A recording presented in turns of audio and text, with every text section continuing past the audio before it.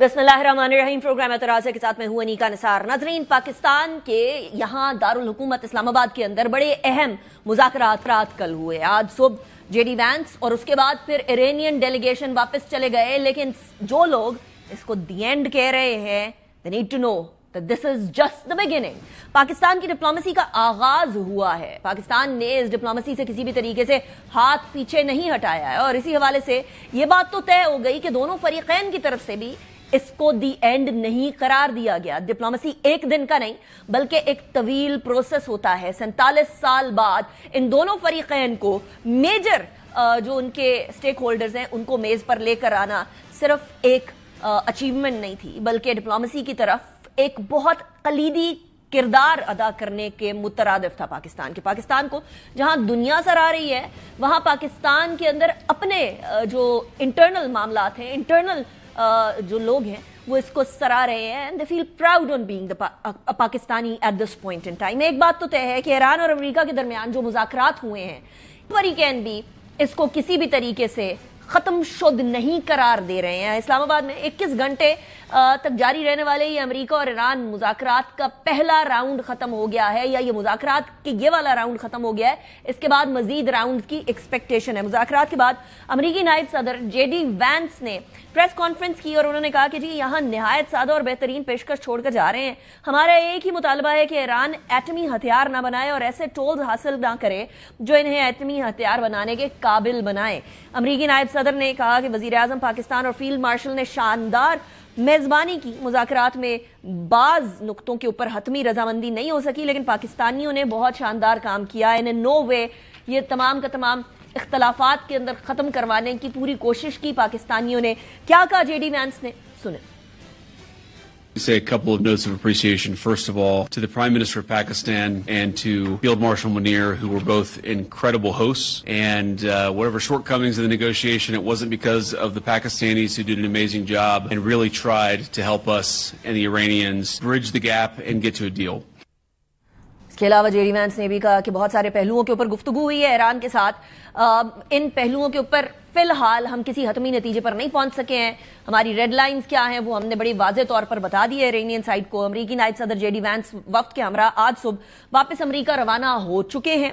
नायब वजीर आजम इसहाक डार और फील्ड मार्शल आसिम मुनीर ने जो अमेरिकी वफ्द है उसको एयरपोर्ट पर रुखसत किया। साथ वफाकी वजीर दाखिला मोहसिन नकवी भी मौजूद थे। इसके बाद शाम के टाइम पर ईरानी पार्लियामेंट के स्पीकर बाकर कलिबाफ और वजीर खारजा अब्बास अराक्ची समेत ईरान का जो डेलीगेशन था वो भी वापस चला गया। नायब वजीर आजम इसहाक डार और फील्ड मार्शल आसिम मुनीर ने ईरानी वफ्द को भी रुखसत किया। मुज़ाकरात के खात्मे के बाद सोशल मीडिया के ऊपर जारी किया बयान जो बेसिकली जो लीड कर रहे थे बाकर कलिबाफ, उनकी तरफ से आया और पाकिस्तान की कोशिशों को उन्होंने भी सराहा। ये जो स्क्रीन पर अभी आप देख रहे हैं उनका ट्वीट है। I am also grateful for the efforts of our friendly and brotherly country Pakistan in facilitating the process of these negotiations and I send my regards to the people of Pakistan। अब ये सारी सूरत हाल हमारे सामने है। मुज़ाकरात के खात्मे के बाद जब ये सोशल मीडिया के ऊपर बात कह दी उन्होंने, तो इसके बाद अमेरिका ने उन्होंने कहा कि अमेरिका ने ईरान की जो मंतक है वो भी सुन ली है, असूल भी समझ लिए हैं। अब ये वक्त है कि वो फैसला करें कि वो हमारा ट्रस्ट वापस रीगेन करेंगे या नहीं करेंगे। लेकिन दोनों फरीकैन के जाने के बाद इसहाक डार साहब ने भी बड़ी इंपॉर्टेंट प्रेस कॉन्फ्रेंस की और उसके अंदर दोनों फरीकैन का शुक्रिया अदा किया। वो शुक्रिया अदा करते हुए उन्होंने क्या फरमाया, सुने जरा।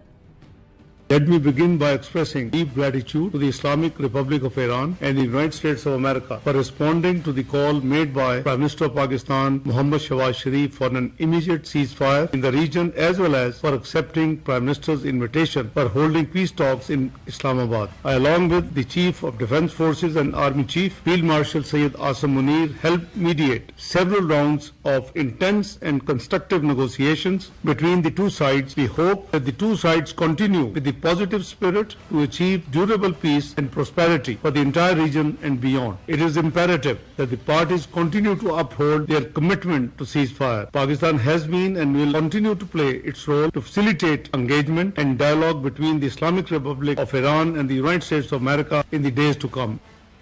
یہ جو آخری والا پارٹ ہے اس کے اوپر غور کرنے کی ضرورت ہے. اس لیے غور کرنے کی ضرورت ہے کیونکہ یہاں فل سٹاپ نہیں لگایا گیا بلکہ کوما لگایا گیا اور اس کے بعد معاملات کو آگے کنٹینیو کرنے کی بات کی گئی. پاکستان اپنی ذمہ داری بڑے بہتر طریقے سے پوری دنیا کے اندر ایک net global not just regional بلکہ گلوبل سٹیبلائزر کے طور پر اپنے آپ کو منوا چکا ہے اور اس حوالے سے دنیا کے لوگوں اور دنیا کے ممالک کی بہتری کے لیے اور اپنے لوگوں اور اپنے ملک کی بہتری کے لیے اور ایران اور یو ایس کے لوگوں اور ان کی بہتری کے لیے یہ کردار ادا کرتا رہے گا. لیکن انٹرسٹنگ بات یہ بھی ہے کہ نہ فل سٹاپ ایران کی سائڈ سے لگا نہ فل سٹاپ یو ایس کی سائڈ سے لگا. کچھ خبریں یہ گردش کر رہی ہیں کہ اس ٹائم پر بھی معاملات کو اپنے اپنے گھر جا کر یعنی ایرانین ڈیلیگیشن ایران میں جا کر اور U S delegation U S میں جا کر اس کے اوپر مزید غور و خوض کرے گا. اس لیے کیونکہ دونوں کے پاس اپنے سے جو دوسرا فریق ہے اپوزٹ فریق ہے اس کے پوائنٹس آ چکے ہیں اور اس کو ڈسکس کیا جائے گا ڈومیسٹک پالیٹکس کو مد نظر رکھتے ہوئے. بہرحال اس کے علاوہ ایک اور بڑا امپورٹنٹ جو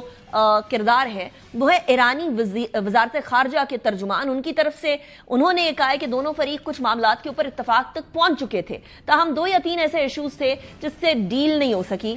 only 2 or 3 ایشوز. یہ اسماعیل بقائی کا یہ کہنا ہے کہ سفارتکاری کبھی ختم نہیں ہوتی ہے, یہ قومی مفاد کے تحفظ کا ایک ذریعہ ہے. یہ توقع نہیں ہونی چاہیے تھی کہ ہم ایک ہی نشست کے اندر کسی بھی معاہدہ تک پہنچ جائیں گے. ان کے ترجمان نے یہ بھی کہا کہ جی ایران خطے میں پاکستان اور دیگر دوستوں کے ساتھ رابطے میں رہے گا. پاکستان کی حکومت, عوام اور وزیر اعظم شہباز شریف کا شکریہ ادا کرتا ہوں. امریکی صدر ٹرمپ نے بھی سوشل میڈیا کے اوپر پھر پوسٹ کی اور انہوں نے مذاکرات کے حوالے سے لکھا کہ اسلام آباد میں ملاقات اچھی رہی, زیادہ تر نکات پر اتفاق ہو گیا ہے. وہی چیز انہوں نے کنفرم کی. ٹرمپ نے لکھا کہ مجھے جے ڈی وینس, سٹیو وٹکاف اور جیرڈ کشنر نے اسلام آباد مذاکرات پر بریفنگ دی. ٹرمپ نے یہ بھی کہا کہ جی یہ مذاکرات پاکستان کے فیلڈ مارشل عاصم منیر اور وزیر اعظم شہباز شریف کی قیادت میں ہوئے. وہ غیر معمولی صلاحیتوں کے حامل شخصیات ہیں, میں ہمیشہ ان کی قدر کرتا ہوں. اب یہ والی بات تو کر دی ہے اور اس کے بعد پھر جے ڈی وینس کی باتوں میں بھی آپ کو نظر آیا ہوگا اچھی خبر یہ ہے اور بری خبر یہ ہے. یہ والی بات کر کے انہوں نے بات کی ہے, ذرا سنیں پہلے. We've had a number of substantive discussions with the Iranians. That's the good news. The bad news is that we have not reached an agreement, and I think that's bad news for Iran much more than it's bad news for the United States of America. We've made very clear what our red lines are, what things we're willing to accommodate them on, and what things we're not willing to accommodate them on. And we've made that as clear as we possibly could, and they have chosen not to accept our terms. We were constantly in communication with the team because we were negotiating in good faith. And we leave here with a very simple proposal, a method of understanding that is our final and best offer. We'll see if the Iranians accept it. اچھا, اور اس کے بعد جب obviously یہ والی ساری situation ہو گئی تو پھر سوال یہ پیدا ہوتا ہے کہ what next? If this is not the end, if this is the beginning, تو پھر beginning کے بعد ابتدائے عشق والی بات ہوگی اور کہاں تک پہنچے گی؟ That is an important question. میرے ساتھ جو مہمانان موجود ہیں میں ان کا تعارف کروا دوں. امبیسڈر آصف درانی صاحب ہمارے ساتھ موجود ہیں, ایران میں بڑے عرصے تک پاکستان کے امبیسڈر رہ چکے ہیں. بہت شکریہ درانی صاحب for joining me. Air commodore retired Khalid Chishti صاحب ہمارے ساتھ موجود ہیں, ڈیفینس اینالسٹ ہیں. Thank you very much Chishti صاحب for joining me in the programme. Durrani صاحب آپ سے آغاز کرتے ہیں پاکستان کی ڈپلومیسی کو with regards to the fact کہ کسی نے بھی یہ نہیں کہا کہ یہ فیل ہو گئی یا کسی نے بھی یہ نہیں کہا کہ اب ہم اس کے بعد مذاکرات نہیں کریں گے, بلکہ الٹا پاکستان کے کردار کو سراہا بھی. آپ اس کو ایز اے ریزلٹ کس طرح سے وے ان کریں گے؟ میرے خیال میں ڈپلومیسی میں ڈوم سیناریو جو ہے وہ کبھی ہوتا نہیں, اور اس میں ناکامیاں یقیناً ہوتی ہیں یا سیٹ بیکس ہوتے ہیں, لیکن یہ ڈپینڈ کرتا ہے کہ ایک ملک کی اپنی کتنی طاقت ہے, اس کی کتنی جو ہے وہ کیپیبلٹیز ہیں, اور یہ پھر آپ کو جب مشکل وقت آتا ہے تو اس میں سامنے نظر آ جاتا ہے. اس وقت کے کانٹیکس میں اگر آپ بات کریں گے, یونائٹڈ اسٹیٹس بے شک ایک نمبر 1 پاور ہوگا, اس کے ساتھ اسرائیل ہے, اس کو بھی پوری یونائٹڈ اسٹیٹس کی سپورٹ حاصل ہے, اس کے اپنا بھی جو ہے ریسرچ اینڈ ڈیولپمنٹ خاصا ڈیولپڈ ہے. اس کے باوجود ایران کا تو اس کے اس لحاظ سے کوئی مقابلہ نہیں, لیکن ایران نے مقابلہ اس میں جو میرے نزدیک سب سے بڑی بات جو ایران کے فیور میں گئی وہ ایران کی جغرافی ہے, جس پر امریکہ باوجود ایک پاور ہونے کے, سپر پاور ہونے کے, اس پہ وہ غلبہ حاصل نہیں کر سکتا, اور اسرائیل کو تو یقیناً بالکل نہیں ہے. اگر یہ عرب ممالک سے اس کے میزائل اور اس کے جہاز وہ نہ اڑتے اور یہ ان ممالک نے ان کو روکا ہوتا اسرائیل کو تو وہ کبھی ایران تک نہیں پہنچ سکتے.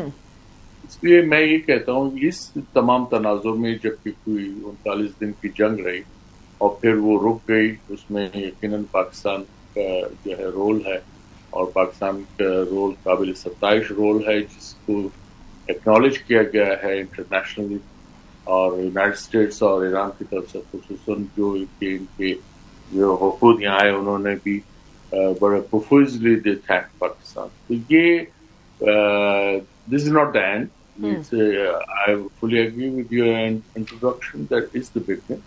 It's a process. یہ چلے گا اور اس میں سیٹ بیکس اوپر نیچے ہوگا, لیکن آپ یہ داد دیں کہ یہ ایران اور امریکہ تقریباً 47 ایئرس کے بعد اس طرح سے بائیلیٹرلی بیٹھے. پہلے وہ کبھی نہیں بیٹھے تھے اور اس سے پہلے جو امریکہ کی یہی کوشش رہی کہ ریجیم چینج کی طرف آ جائیں, لیکن اب جو ہے وہ ان کو اسی ریجیم کے ساتھ ہی مذاکرات کرنے پڑیں گے اور وہ اس کو ان کو آنر بھی کرنا پڑے گا, باوجود اس کے کہ پچھلے دو جو تجربات ہوئے ہیں ایران کو وہ تلخ ہیں, کیونکہ امریکہ نے جو ہے اس کو ایران کو ڈچ کیا. انہوں نے جو ہے مذاکرات بڑے ایڈوانس اسٹیج پہ سمجھے جا رہے تھے نیوکلیر ایشو پر, لیکن لاسٹ ایئر جب یہ اسرائیل نے حملہ کیا اس پہ ایران پہ تو امریکہ فالو سوٹ. اینڈ اسی طرح یہ ابھی 28 فروری کو بھی اسرائیل نے پہل کی, امریکہ بھی آگے آ گیا اور پھر آپ نے دیکھا جنگ ہوا, بڑی تباہی. اور سوری ہم کریں گے شورٹ, لیکن اسی مسٹرسٹ کے ساتھ جو ہے وہ ایران ادھر بھی آیا تھا. ایران نے آتے ہی سب سے پہلے ان کے ڈیلیگیشن نے یہ کہہ دیا تھا کہ we do not trust U S A at this point in time. Chishti صاحب, لیکن اب جو 2-3 ایشوز ہیں وہ زیادہ ڈیفینس کے ایشوز ہیں, یعنی نیوکلیئر جو ویپن ہے اس کو بنانے کے حوالے سے تو ایران نے پہلے ہی بول دیا تھا اور اس کی تصدیق کی تھی عمان کے فارن منسٹر نے کہ ایران نہیں چاہتا نیوکلیئر ویپن بنانا. دوسری طرف nuclear energy is a thing جو کہ کسی بھی ملک کا رائٹ ہے. نان پرولیفریشن ٹریٹی پہ سائن کرنے کے باوجود بھی ایران کے اوپر یہ دباؤ ڈالنا کہ وہ انرجی بھی نہ بنائے, کیا یہ فیئر بات ہوگی؟ بہت شکریہ نیکا صاحبہ, آپ نے انوائٹ کیا. دیکھیے یہ دو ممالک جنہوں نے حملہ کیا ہے ایران پر دونوں نیوکلیر پاورز ہیں, اور اگر مجھے پوچھا جائے کہ ایران کے اور اسرائیل کا کمپیرزن کریں کہ کس کے پاس ایشورڈ ویپنز ہیں تو وہ ظاہر ہے اسرائیل. اسرائیل ایک ایسا ملک ہے جس نے NPT پر سائن نہیں کیا. اسرائیل ایک ایسا ملک ہے جس نے انٹرنیشنل اٹامک انرجی کمیشن کو کبھی وزٹ نہیں کرایا. دوسری طرف ایران ہے, NPT بھی سائن کیا ہوا ہے, IAEA کی انسپیکشن بھی کروا چکے ہیں, کوئی میجر آبزرویشن یا وائلیشن ان کے خلاف نہیں آج تک رپورٹ ہوئی. یہ ذہن میں رکھنا چاہیے. جہاں تک پیسفل نیوکلیر پروگرام کا ہے پروگرام, وہ تو ہر ایک کا حق ہے, اور صرف اس پہ چیکس اینڈ بیلنسز کی قرارداد ہو یا آپ کی انفورسمنٹ ہو یا ایگریمنٹ ہو, اس پر تو آپ کہہ سکتے ہیں کہ انٹرنیشنل اٹامک انرجی کمیشن کی وزٹس ہوں گے.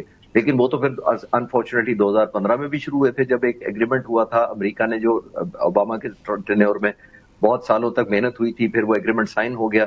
پھر سب سے زیادہ اس وقت بھی اسرائیل نہ خوش تھا اس ایگریمنٹ پر, یورپ بہت خوش تھا کہ ایک ایگریمنٹ ہو گیا. 3 سال بعد پریزیڈنٹ ٹرمپ آئے, انہوں نے ریووک کر دیا اور کہا آپ نہیں مانتے اس کو, پھر اسرائیل نے سیلیبریٹ کیا اس کو. تو میں یہ عرض کرنا چاہ رہا ہوں کہ پھر اس کے بعد اس 3 سال میں جو 2015 سے لے کر 18 تک انٹرنیشنل اٹامک انرجی کمیشن نے کافی وزٹ کیے تھے اور کوئی سیریس آبزرویشن انہوں نے نہیں رپورٹ کی تھی. تو یہ ایک حق اپنی جگہ ہے, لیکن connecting again with the military, آپ یہ دیکھیے کہ یہ جو اسٹیٹ آف ہارمز انہوں نے بند کیا ہے, یہ تو ہم 47 سالوں سے صرف سنتے آ رہے تھے کہ وہ بند کر سکتے ہیں. میرا ماننا یہ تو شاید ایرانیوں کو خود بھی نہیں پتا ہوگا کہ اتنا افیکٹولی بند کر سکتے ہیں. تو امریکہ نے یہ کریڈٹ یا ڈس کریڈٹ جو بھی لیا ہے, انہوں نے ایک نیو فاؤنڈ لیوریج دے دیا ہے ایران کو.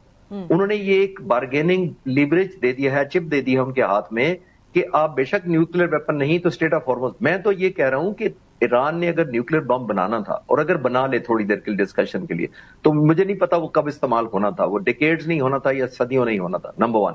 لیکن یہ جو نیوکلیر نہیں ہے, لیکن یہ اس سے زیادہ اکنامک بام جو اس کے حوالے کر دیا دنیا نے اور خاص طور پر امریکہ نے, کہ آپ کے ہاتھ میں یہ بام آ گیا, آپ جب مرضی آن آف کر دیا کریں. 20% آئل آپ کنٹرول کرنا شروع کر دیا ایران نے, جو 4% اس کے پاس کنٹرول تھا صرف. ورلڈ اکانومی کہاں پہنچ گئی؟ میرا خیال ہے 8 ارب جو دنیا میں زندہ ہیں لوگ, ان تمام کے تمام میں شاید ہی کو بچا ہوگا جو اس وار سے افیکٹ نہ ہوا ہو. تو یہ تو ایک نیو فاؤنڈ لیوریج امریکہ نے خود دے دیا ہے, اور جب امریکہ نے یہ دیا ہے تو ایران کو ایک یہی لیوریج وہ بارگین میں کنورٹ کرنا چاہتا ہے. یہ جو مذاکرات کے سٹال کرنے کی یا ڈیلے کرنے کی ایک وجہ یہ ہے کہ نیو فاؤنڈ اسٹرینتھ ملی ہے ایران کو. اس کو لگا ہے کہ ہم نے دو چیزیں کرنی تھی. نمبر 1 ہم نے اسٹیٹ آف ہارمز کنٹرول کر لیا. نمبر 2 آیت اللہ خامنہئی نے شہادت سے پہلے کہا تھا کہ یہ جنگ ریجنلائز ہو جائے گی, وہ بھی کامیابی سے انہوں نے کر لی ہے. تو جب یہ دو چیزیں ان کے حق میں چلی گئی ہیں, وہی وہ لیوریج مانگ رہے ہیں. جیتنا تو ایران نے کبھی بھی نہیں ہے, میں تو 40 دن سے کہہ رہا ہوں. انہوں نے سسٹین کرنا تھا, وہ کر لیا ہے, اور ایک نیو فاؤنڈ ریلیونس ان کو مل گئی. اور وہ سسٹین کرنا ہی پروبیبلی ان کے لیے جیت ہے, کیونکہ ایک سپر پاور کے سامنے اور دوسرا ایک ریجنل بلی کے سامنے سسٹین کر جانا, دس از اے میسو تھنگ ان اٹ سیلف. لیکن یہی وہ کانفیڈنس ہے درانی صاحب جو ایرانین ڈیلیگیشن لے کر بھی آیا تھا, دا کانفیڈنس کہ ہم لوگوں نے ایک سپر پاور کے سامنے سسٹین کیا ہے. اب جو آپ بھی فرما رہے تھے کہ گلف ایریاز کے اندر اگر یہ بیسز نہ ہوتے تو امریکہ کے لیے بھی سسٹین کرنا مشکل ہوتا, ایران کے اوپر اٹیک کرنا. تو یہ بتائیے گا اب گلف نیشنز کی کیا تھاٹ پروسیس ہوگی جب یو ایس ان کو ڈیفینڈ نہیں کر سکا اور ایران کے مسلز پہنچتے رہے اور اچھا خاصا جو مانیٹری نقصان ہے وہ بھی ہو گیا, اور مانیٹری نقصان کے بعد ڈونلڈ ٹرمپ یہ کہتے ہیں کہ اب یہ جو نقصان ہے, یہ ساری جنگ کی کاسٹ ہے, یہ بھرے گا بھی گلف کے ممالک, اور اس کے ساتھ ساتھ اسٹریٹ آف ہارمز بھی کھلوانا ہے تو آپ سارے کھلوائے, ہمارے پاس تو بہت آئل. جی, یہ کمپلیکسٹی میں اضافہ ہو گیا ہے, اور گلف اسٹیٹس کو جس بنیاد پہ یہ انہوں نے اپنے بیسز دیے ہوں گے امریکہ کو کہ ان کو سیکیورٹی ملے گی, وہ تو نہیں ملی اور نہ آئندہ ملے گی. اور لیکن میں یہ بھی بتا دوں کہ ایران جو ہے وہ اسٹریٹ آف ہارمز کو اگر بند کرے گا تو یہ اسی کے نقصان میں جائے گا, کیونکہ وہ پھر پہلے ہی تنہائی کا شکار رہا ہے ڈپلومیٹکلی اور انڈر سینکشن بھی رہا. تو یہ پھر بہت مشکلات پیدا ہو جائیں گی ایران کے لیے.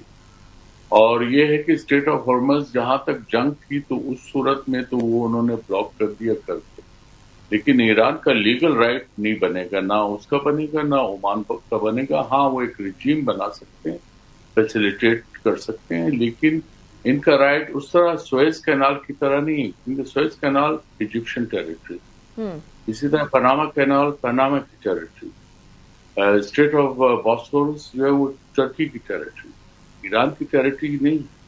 تو اس لیے ایران کو بہت محتاط رہنا پڑے گا. یہ جنگ کی حد تک تو ٹھیک ہے, بات سمجھ میں آتی ہے, کیونکہ امریکہ کے بھی جو بحری بیڑے تھے وہ بھی آنا چاہ رہے تھے, لیکن ان کو جب یہ پتہ چلا کہ ایران کے جو ڈرونز ہیں وہ بڑے لیتھل ہیں یا ان کے میسائل ہیں, تو وہ ان کو وہاں سے بھاگنا پڑا.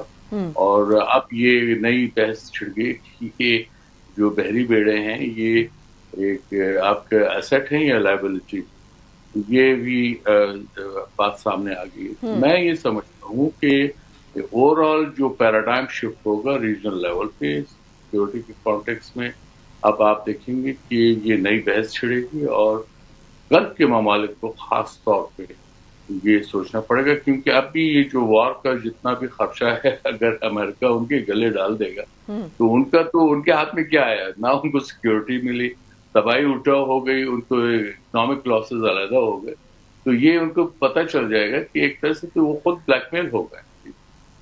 اینڈ انفارچونیٹلی جو بھی اس کو نام دے دیں, پاؤں پہ کلہاڑی خود ہی ماری تھی, اپنی آرمڈ فورسز کھڑی کی ہوتی. اس لیے میں کہتی ہوں کہ اپنی آرمڈ فورسز کے اوپر خرچہ کرنا امپورٹنٹ اس لیے ہوتا ہے بیکاز الٹیمیٹلی پیسہ, گولڈ, آئل, یہ چیزیں کام نہیں آتی, ڈیفینس کام آتا ہے. چشتی صاحب, یہ بات ایران نے ضرور انڈرسٹینڈ کی, ڈسپائٹ دا فیکٹ کہ وہ سینکشنز کے انڈر رہے, اکیلے رہنے کی ان کو عادت ہو گئی ہے, پوری دنیا کے اندر سینکشن تھے, لیکن ان کے لیے یہ اسٹریٹ آف ہارمز کا بند ہونا یہ ایک اپرچونٹی کے طور پر نہیں آئے گا کہ وہ مانیٹری سائڈ پر ٹھیک ہے اکیلے ہو جائیں گے, آئسولیٹ ہو جائیں گے, ڈپلومیٹکلی ان کے بہت زیادہ کوئی دوست نہیں رہیں گے, ریجن کے اندر وہ ایک پروبیبلی ایک روگ ایلیمنٹ کے طور پر دیکھے جائیں گے گلف کنٹریز کی طرف سے, لیکن ایٹ دا سیم ٹائم اگر ہر شپ کے اوپر وہ ملینز آف ڈالرز لگا دیتے ہیں ٹیرف, تو ان کے لیے تو مانیٹری اور جو فسکل ان کا پرابلم تھا, جس بیسز کے اوپر وہ احتجاج ہونا شروع ہوئے تھے, جس احتجاج کو بیسس بنا کر یو ایس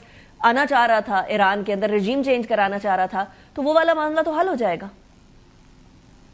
جی, ان پر سینکشن ہے 20 سال سے, اور اسی پروگرام کی وجہ سے 20 سال سے سینکشن ہیں. آپ نے دیکھا پھر ان کے سائنٹسٹ کو جیسے ایلیمنیٹ شہید کیا گیا, پہلے بھی اس کے بعد بھی, پھر ان کے 37 لیڈرشپ जून 2025 में शहीद कर दिए गए, 49 अभी शहीद कर दिए गए। तो ये सारे का सारा क्या हो रहा है बुनियादी तौर पर? ये जो लीवरेज, ये जो सैंक्शंस की आप बात करेंगे, ये डेफिनेटली एक न्यू फाउंड लीवरेज है उनको मिला। ये इकोनॉमिकल है, ये इफेक्टिव है और ये फार रीचिंग है। ये उसको बार्गेन के तौर पे यूज करेंगे। देखिए, जब भी इस तरह की सैंक्शंस अमेरिका ने 20 साल में लगाई हैं, तो ये तो मुल्क सैंक्शंस के बगैर सर्वाइव करता आया। हमेशा जब सैंक्शंस लगती हैं तो देखिए उसका वो समझता है, अमेरिका समझता है कि इनका नुकसान जो है वो लोगों पर होगा, लोग हुकूमत उलट देंगे। ये नहीं हुआ। ये होता ये है दुनिया में, जब भी सैंक्शन होती हैं एक हार्डशिप जरूर लोगों पर आती है, लेकिन फिर एस्केप एक हुकूमत को मिल जाता है जो अपनी नाहली होती है। मैं ईरान की बात नहीं कर रहा, मैं ओवरऑल बात कर रहा हूं। जो अपनी नाहली होती है, मिस गवर्नेंस होती है, कोई करप्शन होती है, वो इनके पहले डाल दी जाती है पल्ले में कि जो हमारे पास सैंक्शन है ये उनका कसूर है जिन्होंने सैंक्शन लगाई हैं, और आपको एक रिफ्यूज और सर्वाइवल मिल जाता है। तो 20 साल से तो ऑलरेडी मुल्क के सैंक्शन कर रहा था। मैं कैलकुलेट कर रहा था आज सुबह ही कि अगर ये $2 मिलियन जो ले रहे हैं, जो शिप के हर जहाज का ले रहे हैं, तकरीबन 100 से 150 के दरमियान शिप रोजाना गुजरते हैं, तो 90 बिलियन रेवेन्यू, जिसकी तरफ आप इशारा कर रही है, इत्तेफाक से मैंने आज कैलकुलेट किया तो $90 बिलियन बनती है रेवेन्यू ईरान के लिए। तो अगर ये मैनिफेस्ट कर देते हैं, ऑनरेबल एम्बेसडर साहब ठीक कह रहे हैं कि वो एथिकल नहीं है, वो शायद वैल्यूड नहीं है, लेकिन एथिकल तो कोई बात इस जंग में हो ही नहीं रही है। इसको तो माइट इज राइट हो रहा है स्टेट ऑफ मलाका में, इंडोनेशिया के पास है वो जो स्टेट ऑफ मलाका है, वहां अमेरिकन प्रेजेंस सिर्फ इसलिए है कि साउथ चाइना सी से जो ट्रैफिक आती है वो अमेरिका का कंसर्न है या अमेरिका की इंटरेस्ट है। अमेरिका हर आने वाले बहरी जहाज को काउंट करता है, नंबर करता है, और उसके गुड्स की जो नेचर है वो जानता है। और क्यों जानता है? इतने दूर बैठ के। स्टेट ऑफ मलाका तो इंडोनेशिया मलेशिया के पास है। तो मैं ये कह रहा हूं कि ग्लोबल इंटरेस्ट दुनिया में अमेरिका अपनी रखता है, इंटरेस्ट ईरान को या अपनी होल्ड जो है, जैसे मैंने कहा मिलिट्री पॉइंट ऑफ व्यू से एक न्यू फाउंड उसको लीवरेज मिला है। ये वाली जो बार्गेन हो रही आज, नेगोशिएशन जो कल हो रही थी, उसमें ईरान ने इसी न्यू लीवरेज को कन्वर्ट करना चाहा है फिर बेहतर बार्गेनिंग के लिए अपने तौर पर। और जाहिर है वो समझता है कि क्योंकि अब मैंने रीजनलाइज भी कर दिया है, मैंने इजराइल को भी एक प्रोहिबिटिव कॉस्ट इंपोज की है, मैं उनके उनका नाम है एयल लेपर्ड, जो उनके वो हैं ऑपोजिशन लीडर, उन्होंने आज कहा है कि नेतन्याहू ने हमें बहुत ज्यादा नुकसान पहुंचाया है अपनी इनकॉम्पिटेंसी की वजह से, इल प्लानिंग की वजह से, और हमें डिजास्टर है, हमारी नस्लों की हिफाजत करने का कहा गया था और हमें आइसोलेट कर दिया है, वॉर का कोई भी ऑब्जेक्टिव अचीव नहीं हुआ। तो एक तरफ ईरान ने वो भी कामयाबी की है कि वहां एक फ्रस्ट्रेशन इसराइल में बहुत पैदा कर दी है। तो ये सारे लिवरेजेस हैं जो ईरान चाहता है कि अब वैल्यू कन्वर्ट हो नेगोशिएशन टेबल के ऊपर और मुझे उसका फायदा हो। और आखिरी बात एक बड़ी इंपॉर्टेंट है, वो ये भी चाहता है कि लॉन्ग टर्म मुझे श्योर भी करवाया जाए कि जज और जूरी अमेरिकन प्रेसिडेंट ट्रंप या कोई और आने वाला प्रेसिडेंट ना हो जो समझे हर 6 महीने बाद या 8 महीने बाद। पहले जून 2025 में no less than American president ने कहा कि मैंने इनके न्यूक्लियर प्लांट को ऑब्लिटरेट कर दिया है। ऑब्लिटरेट को सिंपल तर्जुमा है सफाए हस्ती से नामो निशान मिटा दिया। और मैंने उस वक्त भी कहा था कि ये नहीं हुआ होगा क्योंकि वो इस तरह इतने इकोनॉमिकल और इतने चीप या इतने मटेरियल से नहीं बनते कि आप उड़ा दें। वो नहीं हुआ और 7 महीने बाद उनको दोबारा आना पड़ गया। तो ये आई थिंक ये न्यू फाउंड एक लिवरेज है, उसको मिलिटरीली ईरान इस्तेमाल करेगा और अल्लाह करे दोनों तरफ सेंस प्रिवेल करे, क्योंकि 40 दिन तक दोनों ने एग्जॉशन भी देख ली है, अपना तमाम माइट भी ट्राई कर लिया है। आई थिंक चाहे वो अभी आए और खुदा ना खास्ता अगर दोबारा एस्केलेशन हुई आना, तो फिर भी इन्हीं प्रिंट आउट्स के ऊपर है जिन पर कंडीशन लिखी होगी और एक दूसरे से एक्सचेंज करनी होगी। राइट और दोनों अपनी अपनी जो शराइत है, मतलब ईरान की शराइत यूएस ले गया, यूएस की शराइत ईरान ले गया। Very quick last comments Durrani साहब, डिप्लोमेटिक साइड के ऊपर सीज फायर होल्ड कर पाएगी या नहीं? What next in other words? ये it's a good question but I don't have an answer, क्योंकि ये भारत डिपेंड करता है। दिल तो ये चाहता है कि ये एक्सटेंड हो जाए, और लेकिन यू नेवर नो, क्योंकि ये हम इससे पहले भी यही एक्सपेक्ट कर रहे थे, कोशिशें भी हुई जंग के दौरान भी, फिर अल्टीमेटम के नतीजे में जो है ये सीज़फायर हो गया। तो उम्मीद है, और उम्मीद ये भी है कि ये डायलॉग प्रोसेस चलता रहेगा, ये रुकेगा नहीं। जी इंशाल्लाह। चिश्ती साहब, very quickly militarily what next?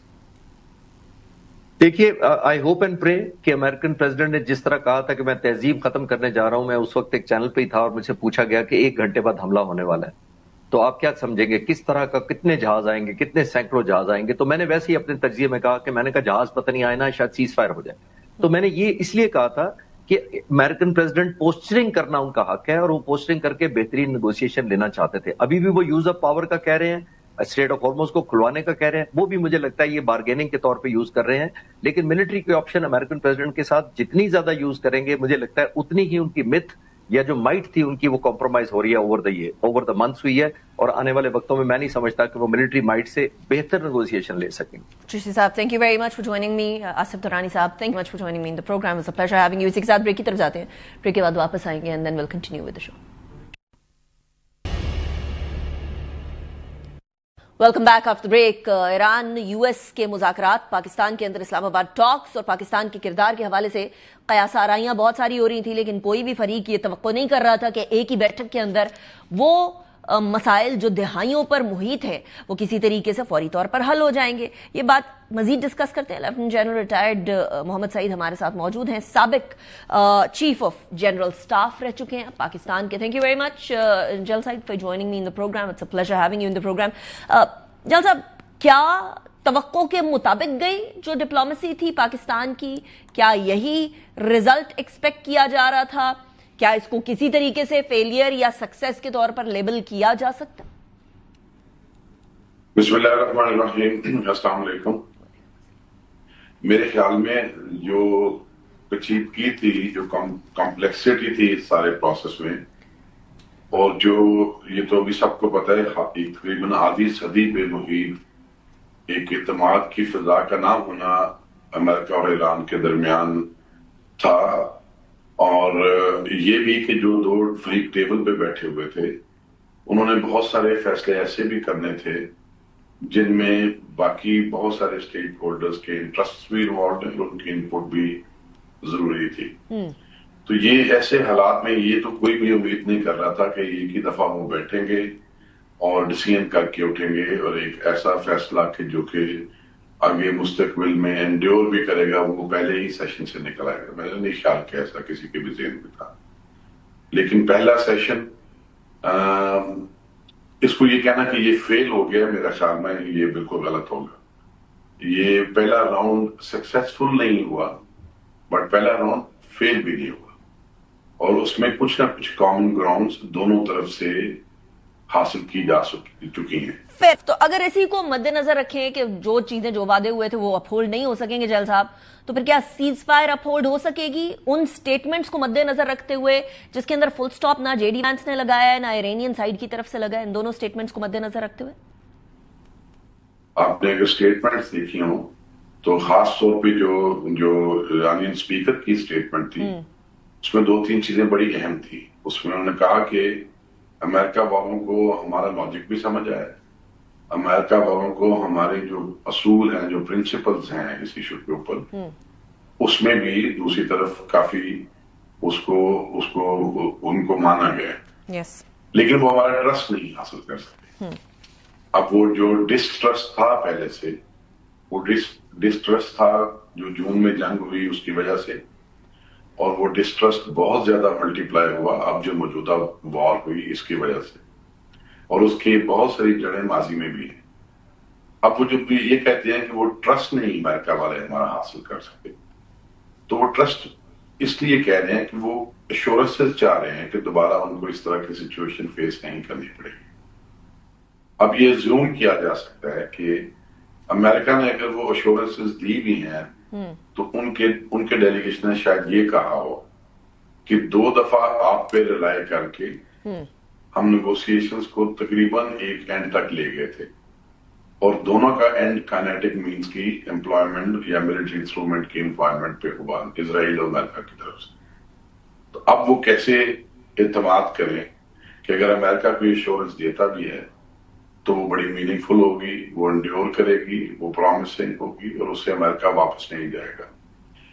تو شاید کہیں یہاں پہ ایک سٹیکنگ پوائنٹ تو تھا براڈر جو ایشو ہے اس کے متعلق.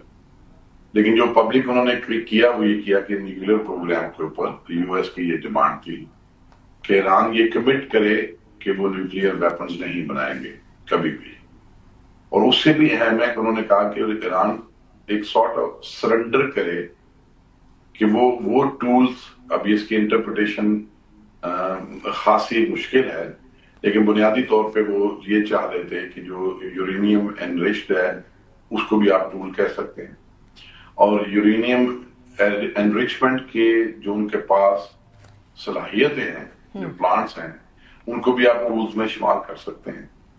کہ کسی صورت بھی وہ ان ٹولز کو بھی پرسو نہیں کریں گے.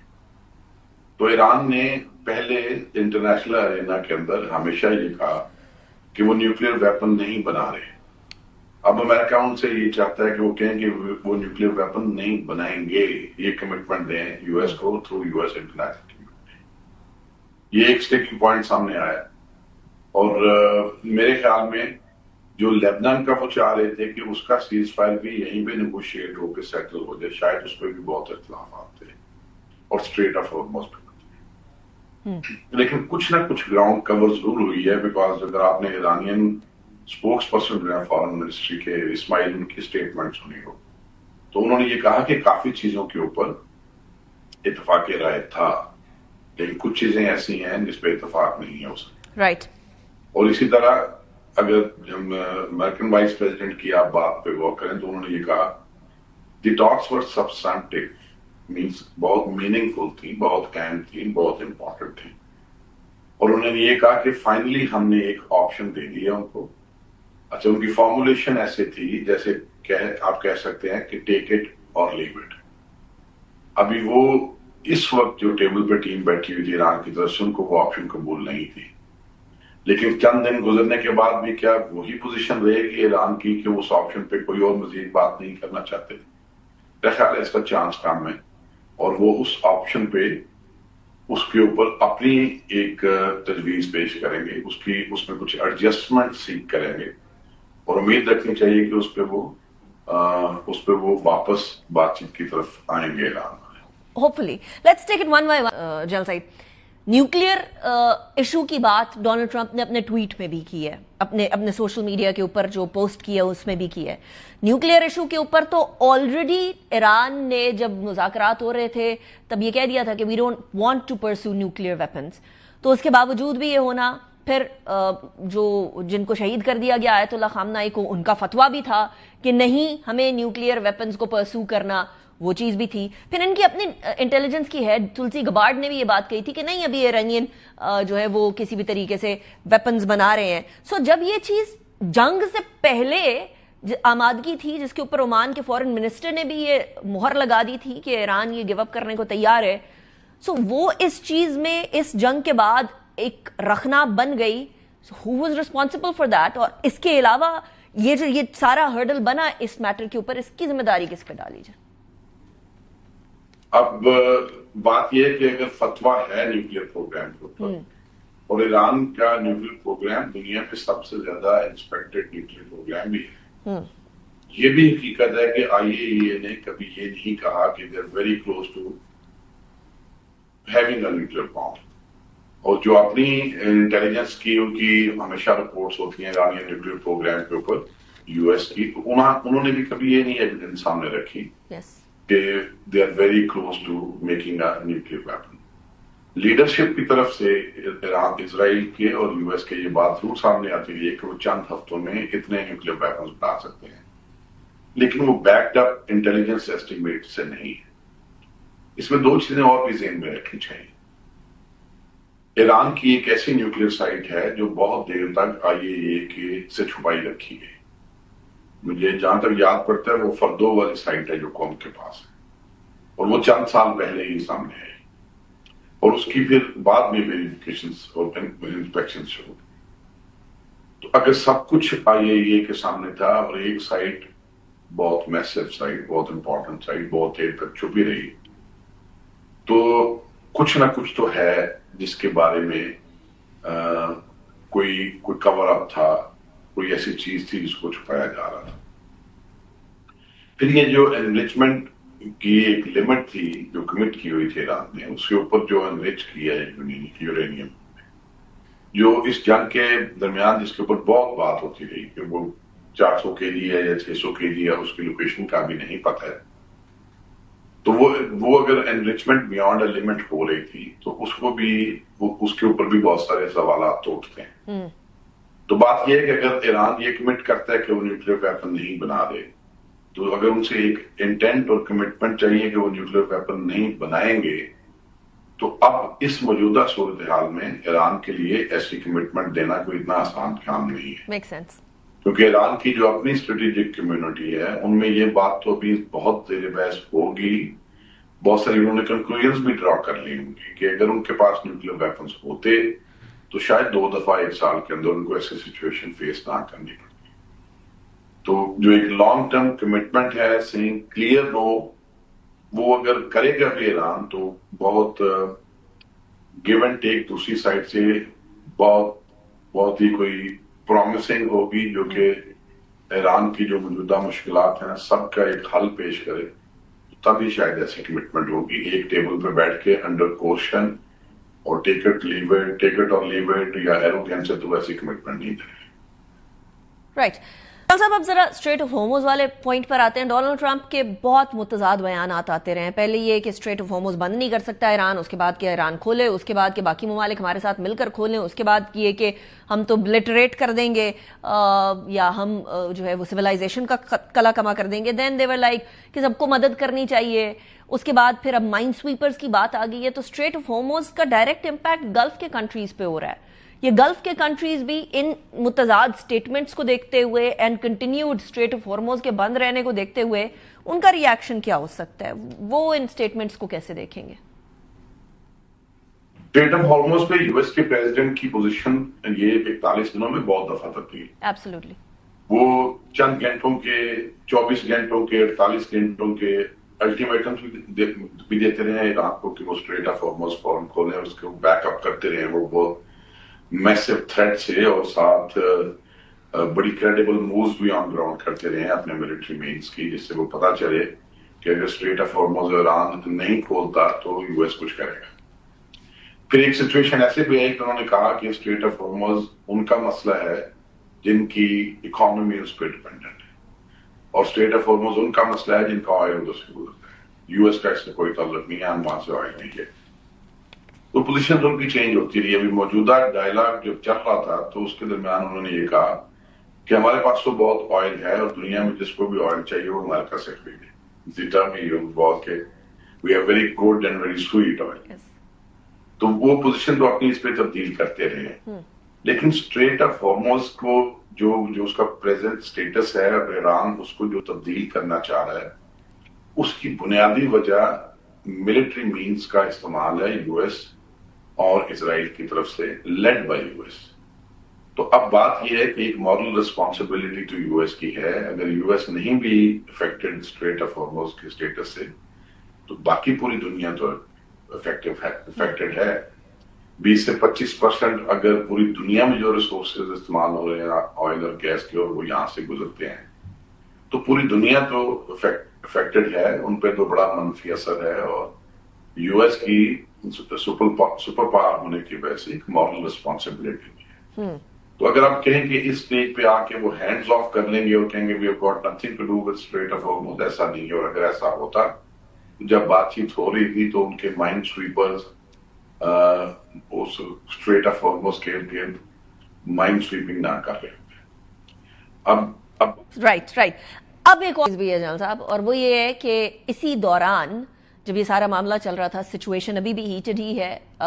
نو ڈاؤٹ کہ ابھی تک ملٹری یا کائنیٹک مینز دوبارہ اس طرح سے سامنے نہیں آئے اینڈ دی ہوپ کہ سیز فائر ریٹین رہے. لیکن اس سارے دوران میں جو ہمارا جوائنٹ اسٹریٹجک ایک ڈیفنس اگریمنٹ ہے KSA کے ساتھ، اس حوالے سے سعودی عرب کی منسٹری آف ڈیفنس کی ایک اسٹیٹمنٹ آئی اور انہوں نے کہا کہ ہمارے یہاں PF کے جو ایسٹس ہیں وہ ڈپلوائے کر دیے گئے ہیں پاکستان کی طرف سے. اس سچویشن اور ٹائمنگ کو دیکھتے ہوئے اس کو کیسے ریڈ کیا جائے؟ جو پاکستان کی سعودی ڈیفنس منسٹری نے اسٹیٹمنٹ دی ہے کہ ایئر فورس کے ایلیمنٹس وہاں پہ گئے ہیں سعودی عرب میں، جی، ان کی ایسٹرن ریجن دہران میں پہنچے ہیں. تو پاکستان اور سعودی عرب کا ایک ایگریمنٹ ہے. پاکستان اور سعودی عرب کا ٹریننگ، ڈاکٹرینل، آپریشنل کوآپریشن کی ایک تاریخ ہے. یہ پاکستان کی فورسز سعودی عرب میں پہلی دفعہ نہیں گئی یا پہلی دفعہ نہیں جائیں. 70 کی دہائی میں، 80 کی دہائی میں بہت ایک پورا آرمڈ برگیڈ گروپ اور بہت سارے اس کے ساتھ الائیڈ ایلیمنٹس تھے جو وہاں موجود رہے سعودی عرب میں. فرسٹ گلف وار میں خاصی بڑی افیکٹو فورس گئی جو through out first Gulf war میں رہی. पाकिस्तान की एक एयर डिफेंस यूनिट है जो पिछले कोई काफी सालों से, साथ में लेकर याद है 7-8 सालों से रियाद में मौजूद है। पाकिस्तान के ट्रेनिंग मिशंस, पाकिस्तान के स्पोर्ट मिशंस, जो आर्मी मेडिकल कोर है वहां से लेकर इंजीनियर्स तक, उनके पाकिस्तान के इंस्ट्रक्टर्स, उनके नेशनल डिफेंस यूनिवर्सिटी से लेकर जो उनके छोटे स्कूल ऑफ इंस्ट्रक्शन सब में मौजूद थे इस जंग से पहले और जून की जंग से पहले भी। अब पाकिस्तान को अगर सऊदी अरब को थ्रेट फ्यूचर में होता है जिस तरह उन्होंने एक्सपीरियंस किया, तो पाकिस्तान की इसके ऊपर क्या पोजीशन होगी वो पाकिस्तान की लीडरशिप ने सियासी सतह पे और अस्करी सतह पे बड़ी वाज़ेह की है और उसको उसमें मेरा कोई इबहाम नहीं है, वो सबको भी बड़ी क्लैरिटी के साथ पता है। इस पे भी जरा क्लैरिटी दें जनरल साहब कि पाकिस्तान ने एक ऐसे हीटेड टाइम पर एक एस्केलेशन लैडर पे डी एस्केलेशन की अपॉर्चुनिटी दी, एक ऑफ रैंप दिया, यूएस को भी दिया, ईरान को भी दिया, अपने अपने डोमेस्टिक साइड के ऊपर एक फेस सेविंग की अपॉर्चुनिटी भी दी by being a facilitator and broker of peace. अब आपकी नजर में ये दोनों मुमालिक, दोनों फरीकैन, ईरान भी और यूएसए भी, आने वाले डेज के अंदर इनके एक्शंस क्या हो सकते हैं, इनका reaction to what happened in Islamabad talks की फॉर्म में क्या हो सकता है? देखिए, वो डी एस्केलेशन तो अभी तक एंड्योर कर ली है और 21 अप्रैल तक उसका टाइम है। दोनों साइड्स ने, दोनों फ्लीगों ने एंड के ऊपर कोई ऐसी बात नहीं कही कि वो वापस काइनेटिक मीट्स की तरफ जाएंगे, किसी ने भी ऐसी बात नहीं कही। ब्रॉडर, नॉट वेरी स्पेसिफिक, लेकिन दोनों तरफ से कोई हल्के फुल्के थ्रेट्स तो थे उनकी फॉर्मुलेशन में, लेकिन उनके they are going back to military options, इस तरह की तो कोई बात नहीं। मेरी जाती राय में ये है कि दोनों साइड के पास कॉस्ट इफेक्टिव मिलिट्री ऑप्शंस नहीं है और इसमें सिर्फ मिलिट्री मीन्स को सामने नहीं रखना चाहिए। अब अगर कोई मिलिट्री ऑप्शन वो उठाते हैं तो उसकी सबसे बड़ी जो अहम चीज है उसकी एक पॉलिटिकल कॉस्ट होनी है ग्लोबल एरिना के अंदर, रीजन के अंदर, यूएस के लिए भी और ईरान के लिए भी एक इकोनॉमिक कॉस्ट होनी और उसके साथ साथ मिलिट्री की भी अपनी एक कॉस्ट होनी। तो कॉस्ट इफेक्टिव मिलिट्री ऑप्शंस इस वक्त मेरे ख्याल के दोनों के पास मौजूद है। मेरे ख्याल में ईरान जो ऑप्शन उनको दी गई है टेक इट और लीव इट कह के, उसके ऊपर रिस्पॉन्ड करेंगे। वो पाकिस्तान के थ्रू रिस्पॉन्ड करते हैं या किसी और मुल्क के थ्रू रिस्पॉन्ड करते हैं या डायरेक्ट रिस्पॉन्ड करते हैं, बिकॉज हमारे पास आने से पहले भी बातचीत तो ईरानियंस और अमेरिकन में चल रही, कुछ और ममालिक भी शामिल, और जंग के पहले हफ्ते में भी चल रही, और जंग के तीसरे दिन भी अगर आपको याद हो तो प्रेसिडेंट ट्रंप ने कहा कि उनकी बहुत अहम और बहुत इंपॉर्टेंट कुछ पर्सनैलिटीज के साथ ईरान में बात हुई है, वो are very amenable. Means communication के और मीन्स हैं उनके पास। यस, पाकिस्तान को ये क्रेडिट जाता है कि पाकिस्तान का इस पर एक इत्तेमाद जो दोनों साइड्स का वो ऐसा है कि पाकिस्तान जो बिठा के बात करने की पोजीशन में था और है, शायद उस तरह रीजन में और कोई मुल्क नहीं है इस पोजीशन में, शायद ईयू में भी इस वक्त नहीं है। तो कोई ना कोई अपनी पोजीशन उस ऑप्शन पे जो ईरान के पास छोड़ी गई है वो आने वाले चंद दिनों में कम्युनिकेट जरूर करेंगे। Right. और उसके लिए उनको अपनी कंसल्टेशन भी चाहिए होंगी, अपने डिलीवरेशन भी चाहिए होंगी, और देखना पड़ेगा उनको कि अगर उसे वो बैक ऑफ करते हैं कंप्लीटली तो क्या वो उस पोजीशन में है। मेरे ख्याल में वो बैक ऑफ करने की पूरी तरह पोजीशन में नहीं है। That makes sense. Thank you very much, General Said, for joining me in the program. इसी के साथ ब्रेक की तरफ जाते हैं, उसके बाद हम जरा बात करेंगे इकोनॉमिक इम्पैक्ट की। अगर कुछ गड़बड़ हो जाती है तो फिर, और अगर कुछ गड़बड़ नहीं होती तो फिर, after break. Welcome back after break. ये सारी सूरत हाल के सिर्फ और सिर्फ मिलिट्री या डिफेंस साइड पर या डिप्लोमेटिक साइड के ऊपर इम्पैक्ट नहीं होगा, इकोनॉमिक इम्पैक्ट इसका बहुत बड़ा है, और वो इकोनॉमिक इम्पैक्ट मुख्तलिफ ममालिक के अंदर बहुत बुरे तरीके से महसूस किया जा रहा है। इसके अंदर थर्ड वर्ल्ड कंट्रीज यकीनन आते हैं, डेवलपिंग कंट्रीज बड़े बुरे तरीके से महसूस कर रहे हैं, इवन सो कि यूरोप के ममालिक के अंदर जो पेट्रोलियम मसनूआत की कीमतें बढ़ी हैं और ये जो पाकिस्तान की सालिसी की वजह से एक होप पैदा हुई थी, अब वो होप किधर स्टैंड करती है। डॉक्टर फारूक सलीम साहब हमारे साथ मौजूद हैं, very well known economist. Thank you very much doctor साहब for joining me in the programme. Doctor साहब, اب ہم کدھر کھڑے ہیں؟ انسرٹینٹی دوبارہ سٹارٹ ہو گئی ہے ڈسپائٹ دا فیکٹ کہ پاکستان نے کہا ہے کہ آپ سیز فائر کو ہولڈ کریں، اور دونوں پارٹیز بھی بہت زیادہ ایگر نظر نہیں آ رہی ہیں واپس اس پوائنٹ پہ جانے کے لیے جس پوائنٹ پہ اس ثالثی سے پہلے تھی. دیکھیے، میں نہیں سمجھتا ہوں کہ ایران چاہتا ہے کہ ایران کے شہروں کے اوپر مزید بمباری. دوسری طرف امریکہ قطعاً یہ نہیں چاہتا کہ تیل کی مارکیٹ دوبارہ سے تیز ہو جائے، اسٹاک مارکیٹ کے اوپر ایک نیا کیوس شروع ہو جائے.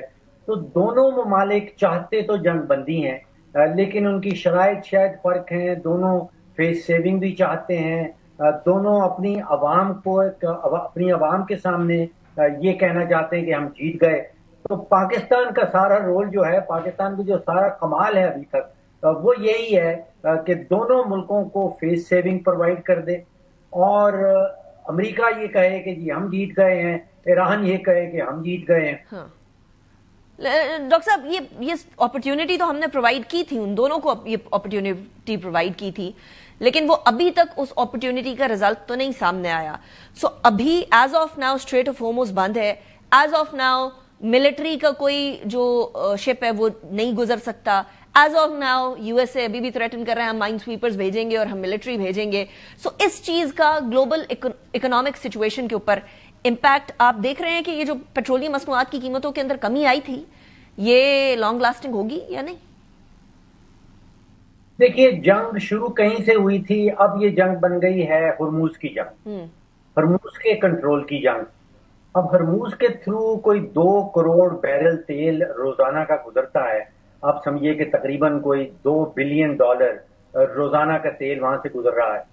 کوئی 1.5 کروڑ ٹن فرٹیلائزر وہاں سے گزرتا ہے. آپ سوچئے کہ تقریباً کوئی $1 بلین کا تو ہیلیم یہاں سے گزرتا ہے. یہ 3 بڑی چیزیں. اب جب تیل رکتا ہے تو آپ جانیے کہ دنیا میں تقریباً ہر چیز کی قیمت بڑھنے لگتی ہے. اگر فرٹیلائزر کی کمی آتی ہے تو فرٹیلائزر کی قیمت بڑھ جاتی ہے، تو پھر خوراک کی قیمت بڑھنے لگتی ہے. اسی طرح اگر ہیلیم کی کہیں کمی آتی ہے تو آپ سوچئے کہ ساری MRI کی جو مشینیں ہیں دنیا بھر میں، ان میں ہیلیم ختم ہونے لگے تو پھر میڈیکل جو ہماری انویسٹیگیشن ہے وہ کس سمت جائے گی. ہرموز کے ساتھ تقریباً پوری دنیا کے اثاثے جڑ گئے. کوئی $100 ٹریلین کی سٹاک مارکیٹ دنیا کی چلتی ہے ہرموز کے اوپر، کہ ہرموز سے خبر کیا نکلتی ہے. کوئی $150 ٹریلین کی بانڈ مارکیٹ ہے، وہ چڑھتی ہے گرتی ہے، ہرموز سے کیا خبر آ رہی ہے. سونے کی مارکیٹ دیکھ لیں، کوئی $30 ٹریلین کی سونے کی مارکیٹ ہے، وہ چڑھتی ہے گرتی ہے، ہرموز سے کیا خبر آ رہی ہے. اور ہرموز سے اگر تو وہاں پہ بلاکیڈ ہوتا ہے، اور اب تو سنائی یہ جا رہا ہے کہ ڈبل بلاکیڈ ہوگا. ایران نے بھی بلاکیڈ کیا ہے، اب امریکہ کہہ رہا ہے کہ وہ بھی بلاکیڈ کرے گا. تو پھر تو 3 پیغام بڑے واضح ہیں انیکا: مہنگائی اور مزید مہنگائی. ایسی سچویشن میں پاکستان کے بارے میں ایک خبر آ رہی ہے کہ سعودیہ ایک آئل ریفائنری لگائے گا. اب obviously these things need to be materialized، لیکن کیا پاکستان اس سے اپرچونٹی کے طور پر اس کو استعمال کر سکتا ہے، یوٹیلائز کر سکتا ہے اس سچویشن کو؟ جی، کرنا چاہیے اس کو. وہ ٹیکنیکل زبان میں ہم کہتے ہیں کہ مانیٹائزیشن آف اسٹریٹجک ریلیونس، یعنی کہ ہماری اسٹریٹجک ریلیونس جو امپورٹنس ہے وہ تو قائم ہو گئی دنیا میں، کہ جو کام پاکستان نے کر دکھایا ہے وہ نہ تو یونائٹڈ نیشن کر سکتا ہے، نہ یورپین یونین کر سکتا ہے، نہ سعودی عربیہ، نہ قطر، نہ چین، نہ رشیا. کوئی ملک دنیا کا یہ کام نہیں کر سکتا تھا جو پاکستان نے کر دکھایا. اب اس کی مانیٹائزیشن کا پاکستان کو کیا فائدہ ہوگا؟ کیا صرف ہیڈ لائنز ہی ہم نے دیکھنی ہے؟ اس میں ابھی آپ نے شاید سعودی عرب کا ذکر کیا. یہ کہا یہ جا رہا ہے کہ یہ شاید پہلی جنگ ہے جس میں پاکستان کو ڈالرز آنے کی بجائے پاکستان سے ڈالر نکلے ہیں. ہوپفلی